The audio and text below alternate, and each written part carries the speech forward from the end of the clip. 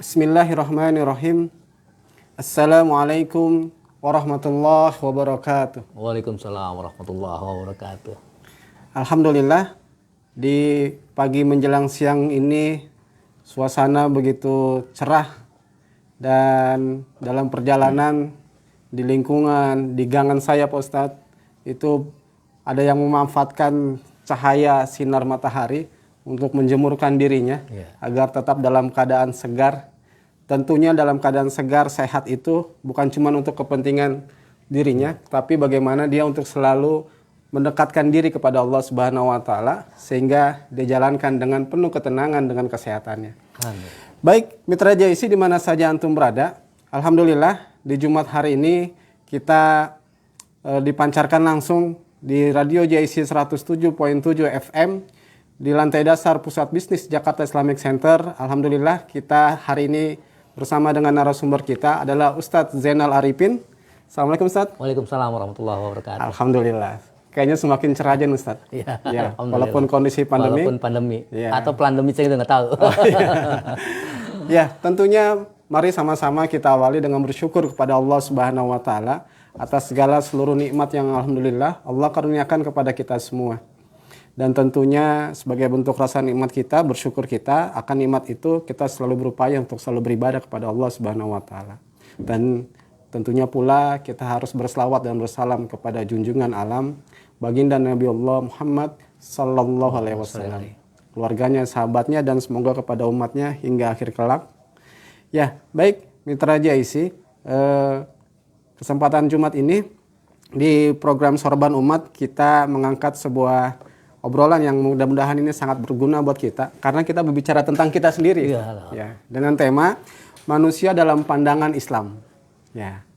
Jadi jangan sampai manusia itu dalam pandangan umum, padahal Islam sudah memberikan pandangannya, penjelasannya kepada kita semua bahwa seluruh aspek kehidupan kita ini yang kita jalankan ini Allah memberikan penjelasan kepada kita. Ya. Kalau kemarin-kemarin ada Ustadz yang bilang begini Ustadz, saat perusahaan ingin mengeluarkan produk, maka dia mengeluarkan manual booknya, ada petunjuknya. Itu sebagai pandangan dalam menjalankan produk yang dia miliki. Tapi kalau barang baru Ustadz.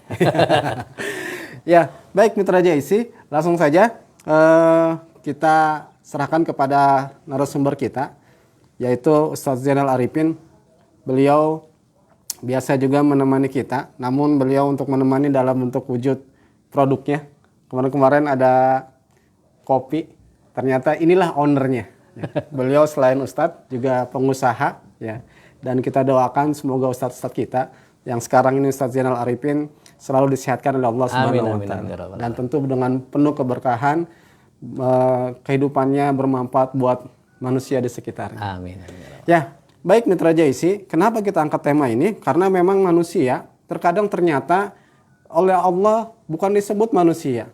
Maka biar jelasnya gimana, mari kita dengarkan kepada Ustadz Zainal, kita dengarkan apa yang nanti akan beliau sampaikan tentang manusia dalam pandangan Islam. Sehingga Mitra JIC silakan nanti saya kirim link di Facebook bagi yang ingin bertanya atau ingin titip salam. Terutama buat saudara-saudara kita doakan agar selalu dalam keadaan yang sakit diberikan kesabaran dan disembuhkan dan disehatkan kembali. Yang sehat juga terlalu menjaga kesehatannya dan semuanya kita harus selalu bersyukur dan bersabar kepada Allah Subhanahu wa taala. Kepada Al-Mukarram Ustadz Zainal, saya persilakan dengan segala hormat. Tafadhal Ustadz. Terima kasih. Assalamualaikum warahmatullahi wabarakatuh. Waalaikumsalam warahmatullahi wabarakatuh. Alhamdulillah wa syukrila nikmatillah wala haula wala quwata illa billah amma ba'du. Puji dan syukur kita panjatkan kepada Allah Subhanahu wa taala. Alhamdulillah. Tentunya puji dan syukur itu tidak pernah henti dan tidak pernah cuti. Karena Allah sendiri juga tak pernah henti dan tak pernah cuti. Mencurah-curahkan berbagai nikmat kepada kita. Sehingga kita bisa sama kembali di sini buat obrolan seputar umat, sorban umat. Mudah-mudahan kehadiran kebersamaan kita di sini itu dalam rangka membangun suatu peradaban di dalam Islam. Amin. Sesuai dengan moto Radio JIC ini, Suara Peradaban Islam. Betul. Baik, syukur kita itu harus teraplikasi dalam setiap kehidupan kita. bukan hanya sekedar hanya ucapan alhamdulillah, tapi harus teraplikasi dalam kehidupan kita itu dengan jalan menjalankan seluruh perintah-perintahnya dan menjauhkan segala larangan-larangannya. Iya.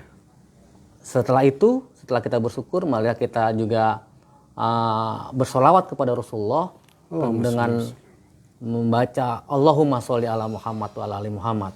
Tapi ketahuilah mitra JIC bahwa kecintaan kita kepada beliau bukan hanya sekedar fasih membaca sholawat tersebut di atas, tapi juga kita tidak boleh lagi mengais-ngais lagi, mencari-cari lagi suri toladan, kecuali suri toladan yang beliau berikan kepada kita.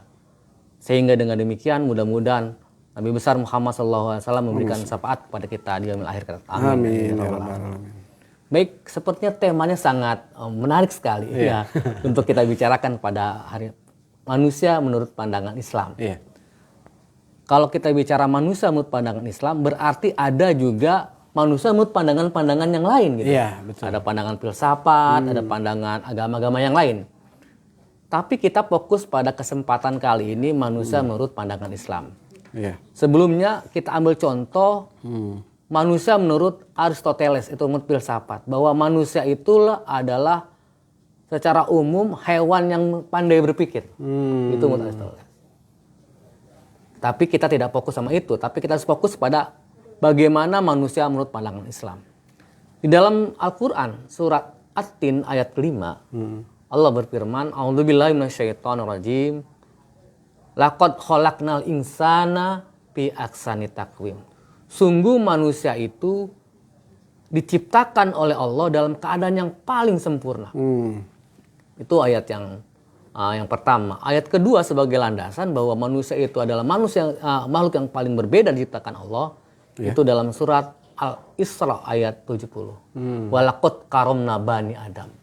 Jadi Allah telah memuliakan Bani Adam supaya dia berjalan di lautan dan di daratan, dan itu adalah bentuk yang berbeda dari makhluk-makhluk yang lain. Itu secara umum menurut pandangan Islam bahwa manusia adalah makhluk yang paling sempurna. Demikian Ustaz. Ya, alhamdulillah.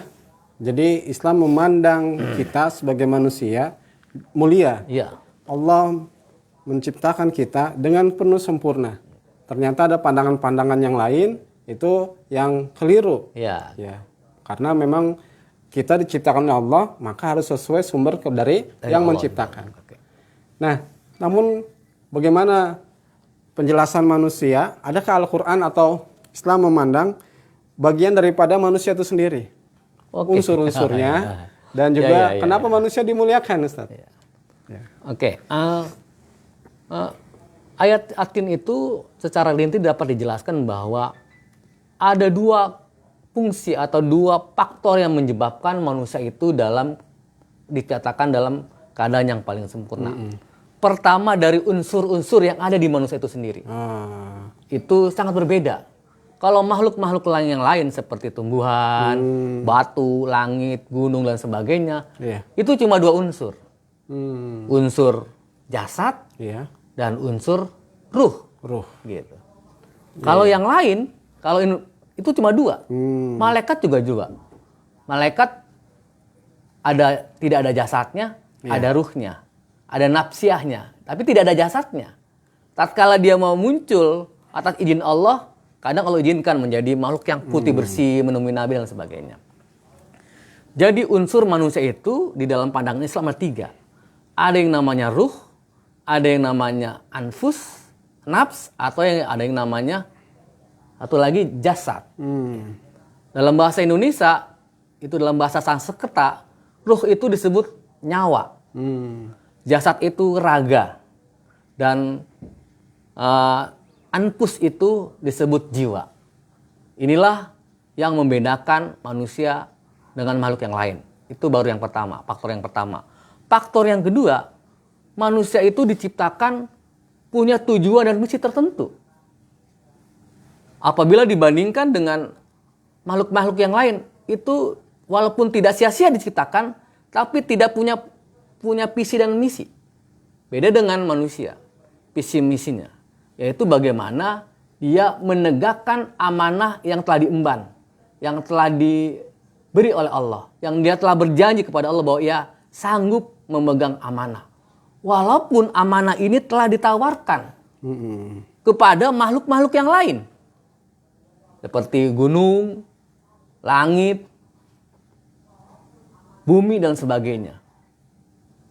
Tapi hamalal insan, manusia itu yang menerimanya. Itu terdapat dalam surat 33 ayat 72.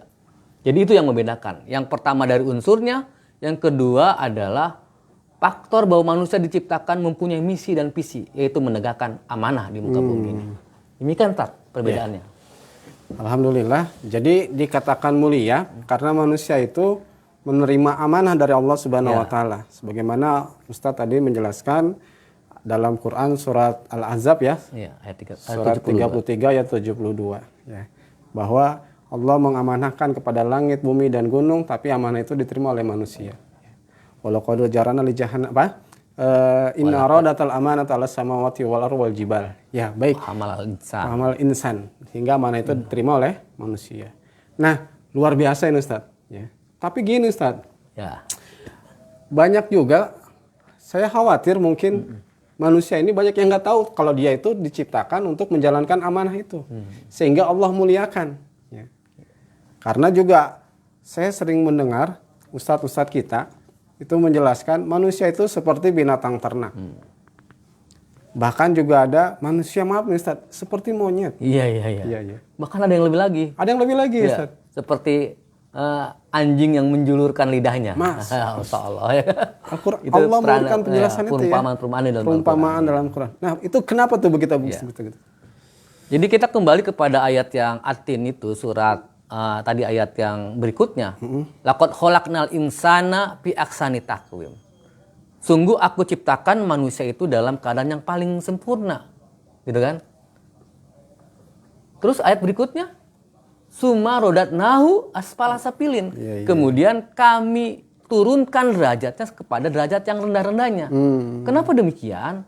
Karena mereka dari segi unsur sudah sempurna tapi tidak menjalankan amanahnya. Sehingga dia menjadi makhluk yang paling rendah, bahkan rendah seperti binatang. Karena dalam unsur nafsa itu ada unsur sam'a, ada unsur absor, dan ada unsur fu'ad di dalam unsur nafsianya itu. Dan itu tidak difungsikan oleh manusia itu sendiri. Sehingga Allah berfirman di dalam surat Al-A'raf ayat 172, A'udzubillahi minasyaitonirrajim, walaqad dara'na li jahannama katsiran minal jinni wal ins lahum qulubul la yafqahuna biha walahum a'yunul la yubsiruna biha walahum adzanul la yasma'una biha ulaika kal an'am. Sekali lagi saya katakan ulaika kal an'am. Itu firman Allah. Mereka itu seperti binatang ternak, balhum adol, bahkan lebih rendah dari binatang ternak. Ulaika humul ghafilun. Kenapa dikatakan lebih rendah? Karena binatang ternak itu unsurnya cuma dua. Ya kan? Dia ada ruh dan ada jasad. Dia punya kuping juga, dia punya telinga juga, dia punya hati juga. Bahkan hatinya enak kalau hati kambing ya. Gitu. Enak. Cuma tatkala dia misalkan seekor kambing melewati sebuah musola dan ada azan, dia dengar nggak kira-kira? Walaupun punya kuping ya. Dengar kali. Dengar. Cuma melengos aja dia. Nggak sholat ya? Nggak sholat dia. Nah, tatkala manusia punya hati, punya pendengaran, punya watak, tidak dipergunakan untuk membaca ayat-ayat Allah, mendengar ayat-ayat Allah, dan itu posisinya sama dengan binatang. Ulaika kal an'am balhum adol. Itu Itu surat Al-A'raf ayat 179. Oh, 179. Oh ya, maaf. 179. Oke. Jadi kebanyakan isi neraka jahanam itu dari golongan jin dan manusia. Karena lahum qulubul. Dia punya hati. Tapi hatinya tidak dipergunakan untuk membaca ayat-ayat Allah. Masya Allah. Walahum a'yunul. Mata. Dia punya mata, tapi dia tidak bisa melihat tanda-tanda kebesaran Allah. Walahum azanul. la yasma'una biha.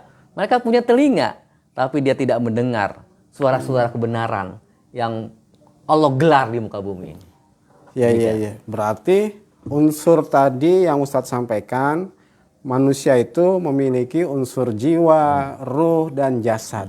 Ya. Iya, betul. Saya sering ngelihat di jalan Ustadz, ada ondel-ondel bisa bergerak tuh Ustadz. Ya. Ya. Itu gimana tuh dia bisa bergerak, bisa. Padahal kalau itu Ya. kan enggak ada.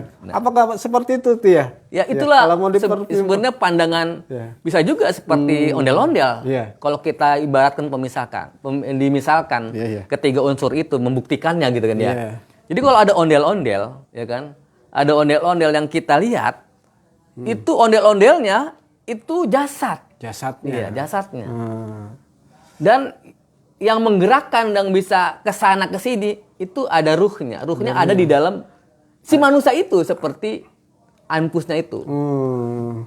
Atau kalau kita gambarkan gini, kalau ada lampu, nah lampu aja. Iya, Lampu ada unsur tempat lampunya, Ya. ada besaran wattnya, ada strumnya. Oh. Nah, ruh itu Iya. digambarkan kepada strumnya itu. Ya kan, jasadnya itu adalah wadah dari lampu itu. Besarnya voltase itu jiwanya. Semakin jiwanya terang oleh sinar-sinar Allah yang ada dalam dirinya, Iya. maka akan sinarnya juga lebih terang. Itulah gambaran Iya. kenyataannya. Baik. Berarti saya lebih tertarik kembali ke unsur jiwa nih. Ustaz. Iya. Ya. Tadi Ustadz, jadi saya ingat surat 7 ayat 172 yang tadi Ustadz baca, sebenarnya 179. Oke, ya. Ya. Allah berfirman di situ, maaf Ustadz. Wa iz akhadha rabbuka min bani Adam min zuhurihim dzurriyyatahum wa asyhadahum ala anfusihim. Ya. Jadi nggak ada ala ruhihim, nggak ada situ. Iya. Oh iya. Jadi angpusihim di situ. Jadi itu saat manusia yang diciptakan oleh Allah, ya itu Allah mengadakan persaksian dan itu yang diminta persaksian adalah anfusnya, jiwanya. Dan di situ nanti Allah di akhir kiamat, antakulu yaumal qiyamah, dia nanti akan diminta pertanggungjawaban jiwanya juga. Jiwanya juga. Berarti di antara unsur manusia, berarti ada unsur yang penting di antara betul. yang penting Betul. atau unsur hakiki lah kita Ya, sebutnya. betul. Boleh Ustaz? Boleh. Iya. Nah, sehingga dalam hidup kita ini yang harus kita kuatkan di antara tiga unsur ini Harus yang penting nih, yang yang hakiki terpenting itu. ya. Nah, gimana cara biar unsur yang penting itu diberikan? Kalau maaf nih Ustaz ya, kalau jasad tadi kan, kalau pagi nggak kemarin Ustaz lemes. Iya, oke. Sehingga jasad ini harus Perlu makan. perlu konsumsi. Ya. Nah, apakah begitu juga jiwa? Oh, iya. Ya. Oke. Terima kasih, Tat. Ya kan? Atau makanannya apa gitu, gitu. jiwa itu? Jadi selama ini kebanyakan manusia yang tadi dikatakan dalam surat itu, surat Al-A'raf ayat 79, kebanyakan manusia itu terjebak, terpaku oleh membaguskan jasadnya. Ya, gitu kan ya. Iya. Kalau hidungnya kurang mancung, dia operasi jadi mancung, gitu kan. Putih jadi hitam jadi putih bisa. Terjebak. Padahal yang hakiki jiwa yang nanti ditanya oleh Allah adalah jiwanya, unsur jiwanya. Yang paling Jasad utama itu juga punya makanan.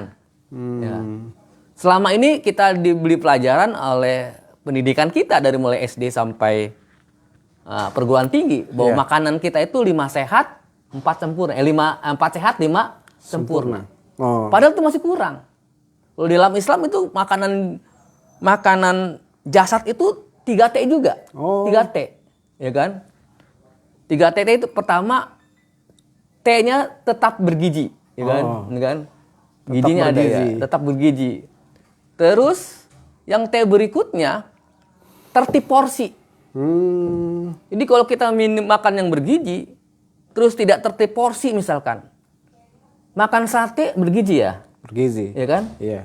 Tapi kalau tidak tertib porsi, kita makan sate 20 tusuk sendirian, kira-kira puyeng nggak ya?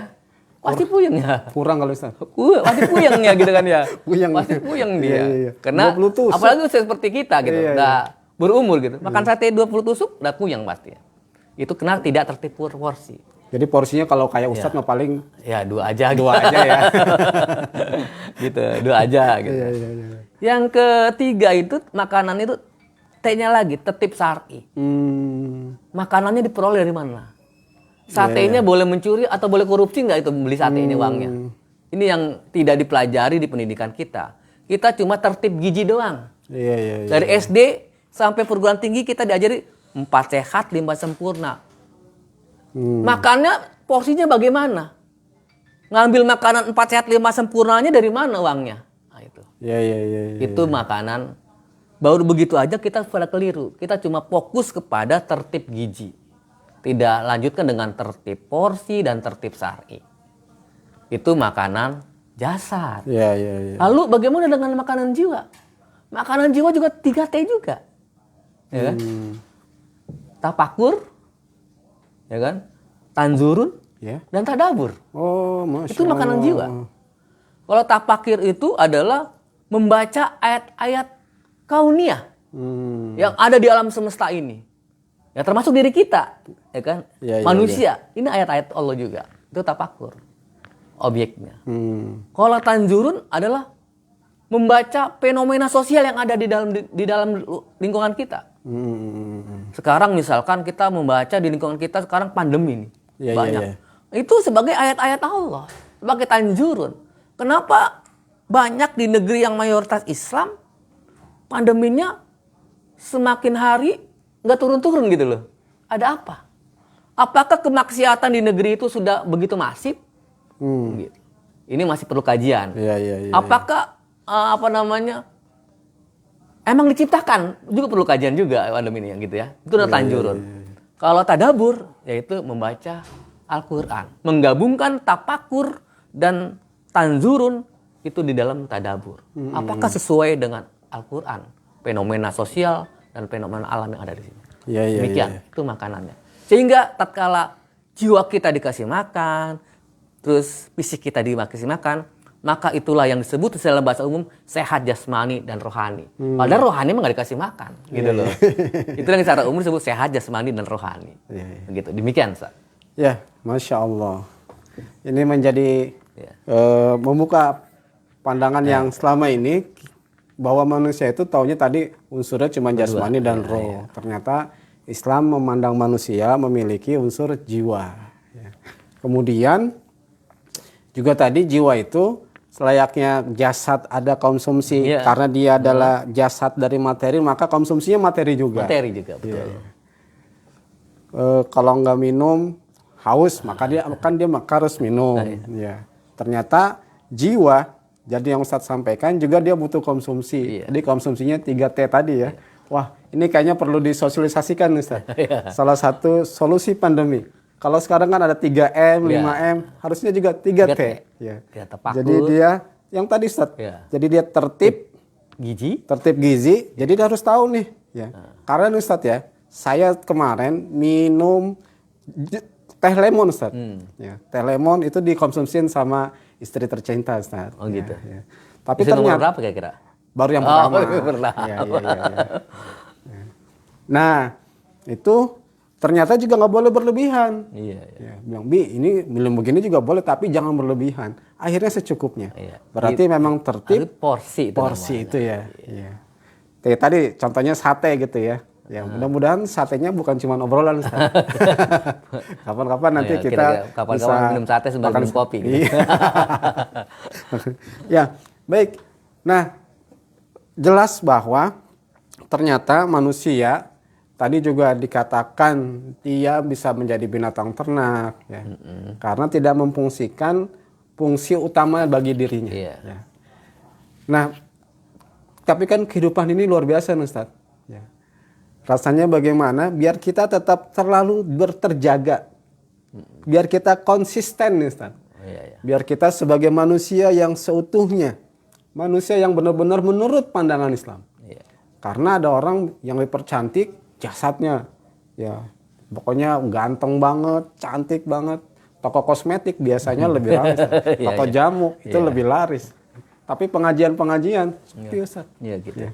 Padahal ini salah satu solusi. Ya. Kalau kita lihat kayak kemarin katanya di negara tertentu itu konsumsi untuk pandemi ini adalah dengan Baca tilawatil Quran. Iya. Berarti itu kan tadi kaitannya dengan tadabbur, tafakur dan tanzurun. Wah, luar biasa ini Ustaz. Nah, sehingga timbul pertanyaan. Boleh Ustaz ya? Boleh. Iya. Nah, bagaimana kita terutama di rumah untuk menjaga selalu nafsiyah ini, jiwa ini selalu sehat sebagaimana sehatnya yang kita jaga pada jasad ini. Ya, gimana Ustaz? Tadi Ustadz katakan bahwa kalau jasad dipercantik tak ada medianya. Iya. Ada salon, ada pusat-pusat spa dan sebagainya. Begitu juga kita jiwa kita, tatkala kita ingin mempercantik jiwa kita dengan tapakur, tadabur dan tanzurun, tentunya ada medianya juga. Medianya mau tidak mau, ya kan, dipaksa atau tidak dipaksa harus datang ke majlis-majlis ilmu, majlis-majlis taklim, begitu. Itu medianya dalam rangka itu. Tatkala kita malas, ya kan, datang ke majlis-majlis ilmu, ya kan, itu kita nggak, jiwanya jadi lapar, jadi tidak dikasih makan. Ibarat tanaman nggak subur tuh jiwanya. Akhirnya timbullah kemaksiatan di dalam dirinya. Begitu. Sekarang ini kan dalam tanda kutip, sekarang pengajian-pengajian, ya kan, itu di masjid-masjid besar maupun kecil itu dalam tanda kutip kena PPKM ditutup sementara gitu. Tapi kita tidak boleh berhenti di situ. Kita harus belajar terus. Kita ngadain pengajian di rumah, ya kan. Setelah misalkan JIC TV, ya kan ya. Ada itu gitu kan. JIC TV. Ada banyak ustadz-ustadz yang lain. Kita dengerin di YouTube-nya. Boleh Ustaz? Boleh. Jamaah YouTubiah gitu. Gitu kan. Boleh gitu. Jadi kita nggak harus terpaku dengan keadaan. Itulah disebut dengan orang-orang yang sabar. Orang-orang yang sabar itu bukan ditampar pipi kiri dikasih pipi kanan, tapi terus dia berusaha berinovasi, melepaskan diri dari keadaan yang terpuruk ini. Gitu. Itulah. Ya, baik. Mitra JIC, di mana saja antum berada, semoga selalu dalam keadaan sehat walafiat dan selalu dirahmati Allah Subhanahu wa taala, ya. Dalam kondisi pandemi ini terkadang kita berupaya untuk menjaga kesehatan jasadiah kita. Iya. Ya. Padahal ada yang utama selain jasadiah juga adalah faktor jiwa kita. Unsur jiwa kita. Ya. Maka jangan lupa unsur jasadiah ini, unsur nafsiyah ini, unsur jiwa ini harus selalu juga kita berikan konsumsi. Ya. Tadi konsumsinya adalah sebagaimana Ustadz yang tadi sampaikan. Ya. Sehingga timbul pertanyaan lagi nih Ustadz. Ya. Bagaimana biar kita tetap konsisten. Tadi saya kembali lagi ke situ Ustadz. Karena saat kita udah ngaji, ternyata ngaji masjid, musola tutup. Ada yang tutup. Ada juga yang buka sih Ustadz. Iya, Kemudian juga kita mau ikut nonton di ceramah-ceramah di YouTube. Gak punya kuota. Iya. Ya, akhirnya gimana gitu ya. Nah, sehingga adakah media-media yang mungkin Ustadz bisa memberikan solusi buat Mitra JIC? Atau kalau mau ketemu Ustadz atau mau ada komunitas biar kita selalu hati ini jadi tenang gitu. Saat mendengar pencerahan, hati ini makin tenang, makin sakinah gitu. Sehingga beribadah itu tidak terasa kekerasan berat dan lain-lainnya. Ya, gimana Ustadz? Salah satu media yang mesti kita jalankan di masa-masa yang tatkala kerumunan dilarang dan sebagainya, ya kan? Walaupun itu kerumunannya jelas, majlis taklim, cuma kan dilarang juga, tutup juga. Iya. Salah satu media yang harus dijalankan adalah medianya adalah silaturahim antar individu. Kita bersilaturahim kepada ikhwan kita, ya kan? Karena di forum silaturahim itu juga ada saling menasehati. Watawasobil haq, watawasobil sob. Sehingga kita secara tidak langsung jiwa kita disiram. Seperti tanaman seperti tumbuh terus. Tumbuh terus dan berbuah dan sebagainya. Itu salah satu medianya. Dan kita tidak boleh lepas dari silaturahim sebenarnya. Karena unsur Islam yang dakwah Islam itu keberhasilannya adalah silaturahim. Ya kan? Kalau kita lihat dakwah para wali di Indonesia itu dia tidak di mimbar-mimbar atau tidak di media-media YouTube, nggak ada para wali pada waktu itu ya. Tapi dengan silaturahim. Silaturahim langsung ke masyarakat. Silaturahim ke masyarakat atau datang mendakwakan si raja misalkan sehingga dia masuk Islam dan sebagainya. Itu yang perlu digalakkan di masa-masa pandemi ini. Jadi tentunya silaturahimnya harus dengan memakai protokol kesehatan gitu. Ya. Kalau bicara protokol kesehatan sih sebenarnya dari dulu Udah saja. dulu ya. Cuman kita diingatkan kembali, jangan sampai lalai, jangan merasa ya. Karena Islam dalam pandangannya itu menjaga kesehatan itu sangat utama gitu ya. Nah, baik Mitra Jaisi, saat kita bicara manusia, ternyata manusia itu ya, memiliki tujuan dalam kehidupannya. Ya. Sebagaimana seorang anak harus berbakti kepada orang tua. Iya. Sehingga anak itu disebut anak yang soleh atau soleha. Ya. Kenapa? Karena dia berbakti kepada orang tua. Nah, sementara manusia juga bukan konon, kayaknya memang ada ya Ustaz. Iya, ada. Ada yang dia manusia yang patuh atau beriman kepada Allah, ada juga yang sebaliknya. Nah, itu pengaruhnya apa? Jasadnya apa karena jiwanya tuh Ustaz? Karena dalam Quran Ustaz, apa Ustaz ya? Iya. Dalam Quran surat Al-Baqarah 1 sampai ayat 5 itu orang yang beruntung. Iya. Ulaika humul muflihun, dengan kriteria-kriterianya. Ada juga manusia yang ternyata celaka di ayat 7 dan 8-nya. Ya, ayat 6 dan 7. Terus ada juga orang-orang, berarti Allah menciptakan manusia itu. Ya. Ada juga yang ternyata dalam perjalanannya ada yang beruntung, ada yang rugi dan celaka. Iya. Bahkan, nah itu gimana Ustaz? Tafadhol. Oke. Jadi itulah Allah gambarkan atau karakter manusia. Tatkala dia menjadi orang yang beruntung, orang-orang yang beriman, itu harus sudah pasti berbanding lurus dengan jiwanya yang selalu diberi masukan-masukan, siraman-siraman, apa dari Al-Quran dan sebagainya, atau dari cara macam dan sebagainya. Yang berikutnya karakter manusia orang kafir itu, kalau di dalam Al-Quran itu seperti orang kafir itu seperti anjing yang menjulurkan lidahnya. Diusir juga menjulurkan lidahnya, tidak diusir juga menjulurkan lidahnya. Kalau dalam bahasa innal ladzina kafaru sawaun alaihim angdartahum am lam tungdirhum la yu'minun. Diberi peringatan atau tidak diberi peringatan sama saja dia tidak beriman. Begitu. Tentunya kalau kita bisa menjalankan amanah yang diberikan oleh Allah kepada kita semua dan kita aplikasikan dalam kehidupan kita sehari-hari, maka itulah yang disebut dengan ibadah. Tatkala kita menjalankan amanah yang diberikan Allah, maka itu disebut dengan ibadah. Inilah salah satu visi misi manusia diciptakan oleh Allah, punya tujuan yang jelas, yaitu ibadah. Ya, gitu kan? Wa ma khalaqtul jinna wal insa illa liya'budun. Sesungguhnya aku tidak menciptakan jin dan manusia kecuali beribadah. Kecuali untuk beribadah kepada Allah. Nah, kita beribadah ini seakan-akan fokus kepada ibadah makdoh. Padahal ibadah itu luas.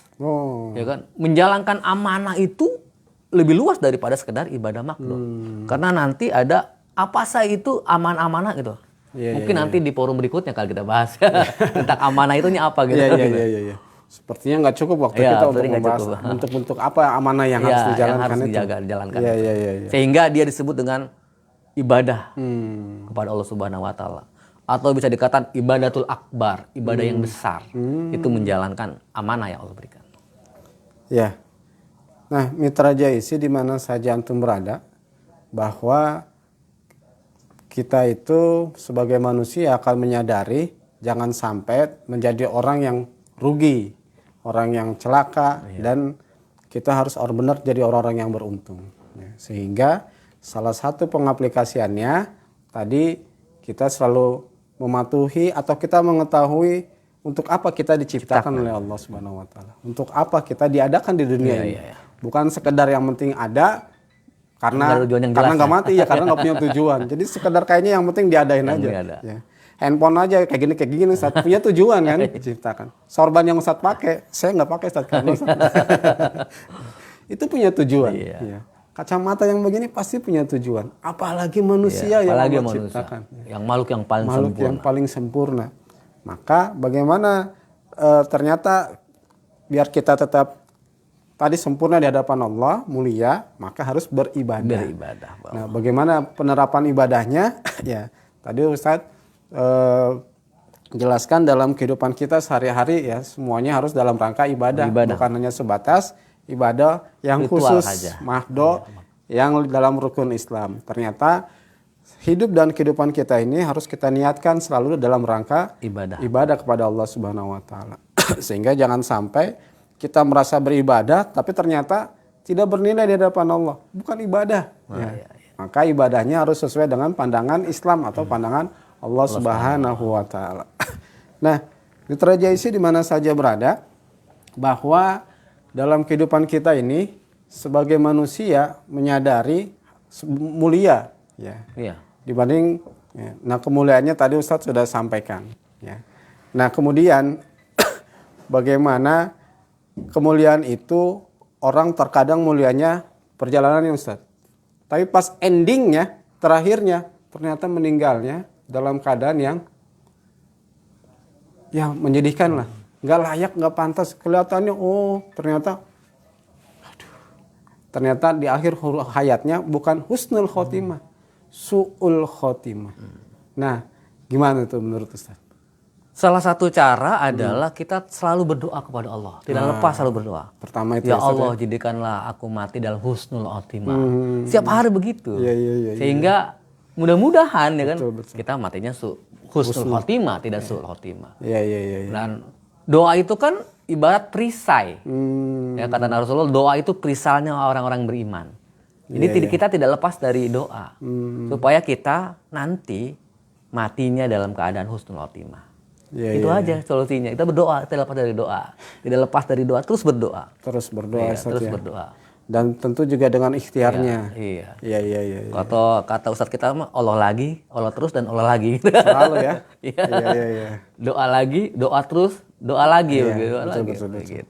Memang kalau kita baca buku-buku doa anak-anak aja Ustadz, itu dari bangun tidur sampai tidur ada doanya semua. Doanya ya. Disinilah yang membedakan Islam dengan agama-agama yang lain. Kalau agama yang lain cuma doa makan aja. Oh gitu. Oh iya. Doa yang lain nggak ada.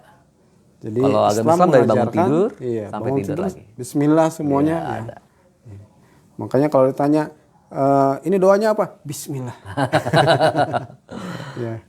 Ya, baik Mitra JIC, sehingga dengan penjelasan ini kita menyadari bahwa diri kita adalah manusia yang betul-betul manusia. Ya. Jangan sampai hari ini kita jadi manusia, besok jadi binatang. Ya, tadi karena tidak memfungsikan unsur jiwanya untuk tadi memahami ayat-ayat Allah, melihat ayat-ayat Allah dan mendengar ayat-ayat Allah. Kadang-kadang kalau ceramah Ustaz, dengar ceramah jenuh Ustaz. Itu kan ayat-ayat Allah yang disampaikan. Kayaknya jenuh. Aduh, lama banget sih ini. Pengen buru-buru. Nah, itu pengaruhnya apa itu Ustaz? Apa faktor internal kitanya? Apa memang faktor eksternalnya? Ustadznya nyampeinnya nggak enak gitu? Atau gimana? Ya, kalau faktor eksternal sih itu sangat tidak objektif ya. Tidak objektif ya. Kalau faktor eksternal kena beda pandangannya. Kata ustadznya ini tidak enak, kata antum enak, beda kalau. Tapi sebenarnya yang paling mendominasi ada faktor internalnya. Faktor diri kitanya. Diri kitanya. Karena di diri kita mungkin jiwanya itu pada waktu itu, pada saat itu telah terdominasi oleh al-hawanya. Jadi akalnya yang ada di dalam jiwa itu ada dua unsur yang sangat penting. Ada aklu, ada namanya al-hawa. Yang mana yang mendominasi pada waktu itu. Tatkala akalnya mendominasi al-hawa, maka dia senang mendengar ceramah, siapapun yang ceramah. Tidak melihat ustadznya. Tidak melihat ustadznya, tapi apa yang disampaikan. Dia senang. Tapi sebaliknya tatkala al-aklunya itu terdominasi oleh al hawanya, maka dia menjadi subjektif. Nggak suka ceramahnya, bukan guru gue. Gitu kan, gitu jadinya gitu. Atau bukan maaf dalam tanda kutip, bukan sealiran begitu dan sebagainya. Akhirnya begitu. Iya. Padahal saat kita bicara kebenaran, dari siapapun bisa kita terima harusnya. Ya. Tapi itu kalau unsur dirinya lagi sehat. Lagi sehat. Tadi karena unsur akalnya menguasai hawa itu. Ya. Soalnya ada juga yang baru mau ceramah aja dikasih tahu, jangan lama-lama ya. Baru mau ceramah nih, baru mau ngomong nih. Itu udah diingetin jangan lama-lama. Padahal mukadimahnya aja juga kadang-kadang Ustaz ada juga yang panjang itu. Padahal kan itu menjadi konsumsi daripada unsur hakiki kita yaitu jiwa kita. Betul. Nah, saya kembali kepada ini Ustaz terkait dengan bahwa manusia itu memiliki unsur jiwa. Ini nanti yang akan mempertanggungjawabkan. Betul. Mempertanggungjawabkannya gimana tuh Ustaz maksudnya? Di dunia apa nanti setelah di dunia ini di alam yang lain? Karena unsur yang hakiki di dalam diri manusia itu adalah jiwa. Sebagaimana jiwa itu sendiri telah bersaksi kepada Allah. Alastu birabbikum. Qalu bala sahidna. Maka nanti pun yang bertanggung jawab di alam akhirat nanti, di alam akhirat adalah jiwanya. Gitu. Jiwanya juga yang bertanggung jawab. Setiap amalan yang kita lakukan di baik dunia itu amal fujuroha maupun amal watakwaha, dia bertanggung jawab jiwanya. Iya. Jasadnya mah udah dimakan cacing kemarin ya. Habis ya. Cuma sama Allah nanti dibangkitkan lagi, dijadikan lagi sama jiwanya. Beraudiensi gitu. Sama Allah lagi. Begitu. Iya. Berarti Mitra Jaisi jelas yang kita perkuat harusnya adalah jiwanya.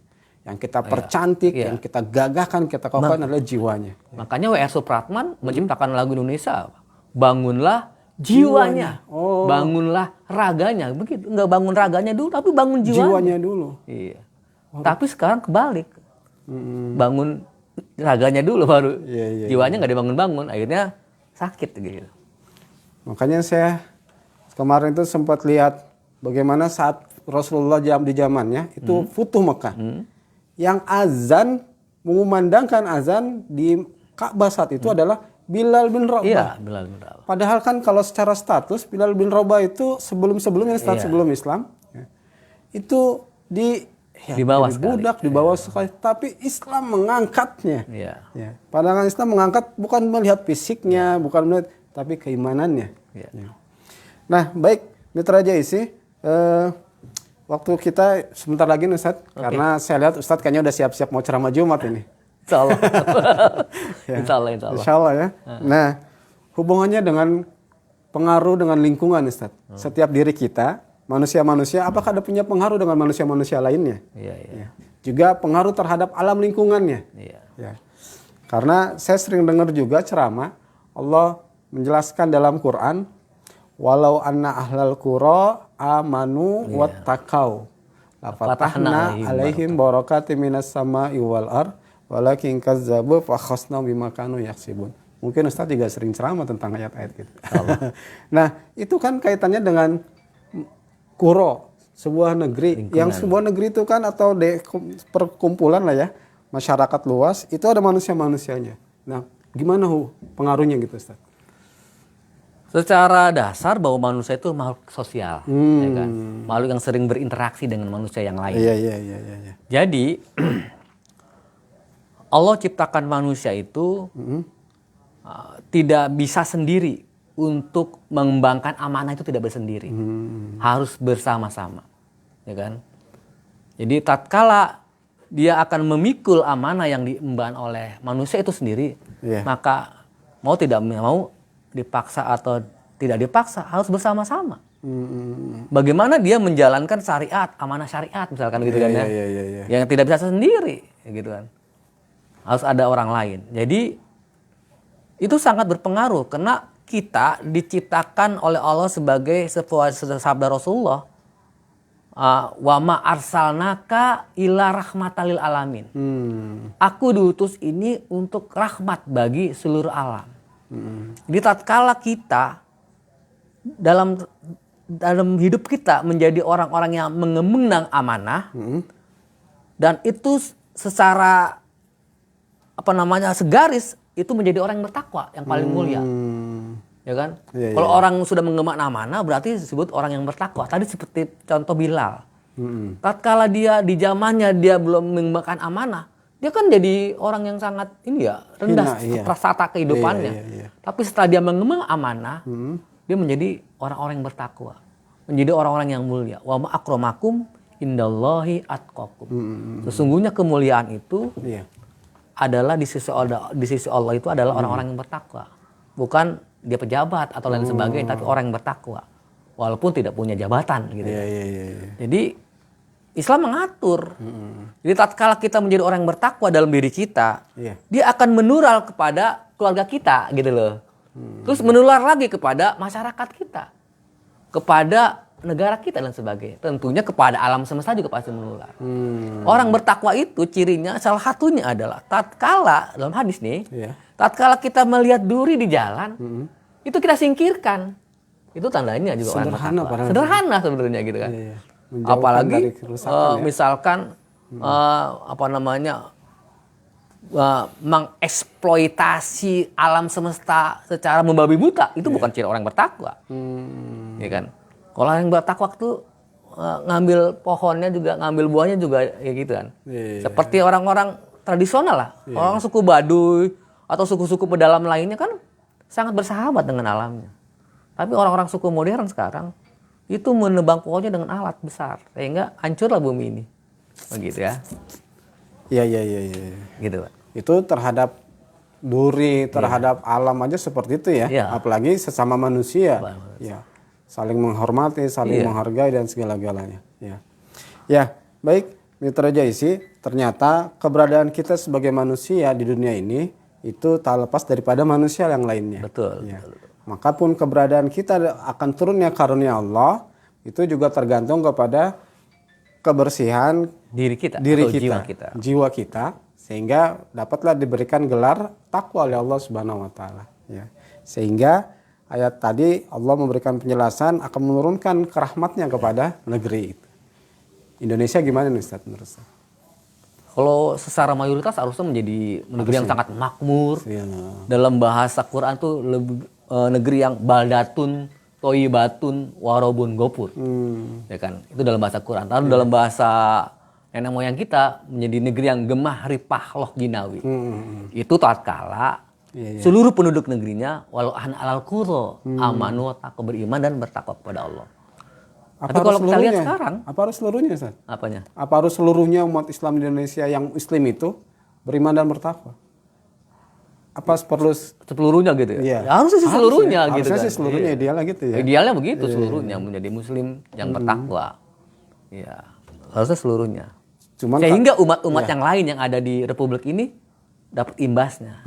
Menjadi rahmatan lil alamin. Seperti kehidupan di Madinah. Kan ada orang-orang juga selain muslim. Tapi dia kan menjadi aman. Sekarang di Indonesia orang non muslim aman nggak kira-kira? Wah, nggak tahu. Kalau terjadi kerusuhan kan yang dijarah kan orang non muslim. Jadi kan nggak aman sebenarnya gitu loh. Ini yang tidak. Artinya ini jadi PR besar buat kita. Apalagi para ustadz ini. Untuk saling tadi salah satunya bagaimana menjaga kondisi ini, silaturahim, terus saling mengingatkan, dan juga kita selalu berdoa. Yang intinya semuanya jangan lupa kita mengikuti majelis ilmu, ta'lim. Ta'alum. Ya, baik Mitra Jaisi, waktu kita sebentar lagi mau masuki bulan jam 11 dan sepertinya sangat menarik ini, ya. Dan mudah-mudahan ini bermanfaat buat kita semua, khususnya buat saya pribadi dan juga buat Mitra Jaisi, ya. Kita mengetahui betul siapa diri kita. Ternyata kita adalah manusia yang diciptakan oleh Allah, maka harus patuh kepada Allah. Dari mana kita, mau kemana kita, sedang di mana kita, dan harus bagaimana, itu harus menjadi jawaban setiap diri kita. Betul. Kita harus selalu beribadah kepada Allah Subhanahu wa taala. Untuk menjaga keimanan dan ketakwaan kita dengan beribadah, kita harus saling mengingatkan dan juga saling silaturahim. Ada wadahnya dengan adanya majlis ilmu, majlis taklim. Jangan lupa juga berdoa selalu. Ya. Berdoa itu jangan saat pas tahlilan saja, jangan pas saat setiap kapan kita dianjurkan untuk berdoa kepada Allah Subhanahu wa taala. Ya, baik. Mitra Jaisi, mungkin hanya ini dalam kesempatan yang bisa kita obrolkan kepada Ustadz Al-Mukarram Zainal Arifin, karena kebetulan beliau juga ada tugas yang harus ditunaikan untuk khutbah Jumat. Ya. Semoga ini ada manfaatnya buat kita semua. Amin. Mohon maaf saya nggak bisa bacakan Mitra Jaisi karena kebetulan handphone saya ada masalah sedikit. Ya, mohon maaf. Dan yang benar tentunya dari Allah Subhanahu wa taala, maka kita jangan ragu-ragu menjalankan kebenaran itu. Dan yang salah pastinya datang dari saya pribadi khususnya, dan mungkin juga dari Ustadz Zainal Arifin, ya. Dan bagi yang ingin bertanya langsung bisa ke Ustadz Zainal Arifin, karena beliau membuka kafe, ya, Kopi Pandu yang berada di Sungai Bambu. Tanya aja di lingkungan sana, ya. Pasti tahu ya. Nanti insya Allah masyarakat situ tahu, akan diarahkan. Apalagi tanya Google Map, biasanya dia juga tahu. Ya.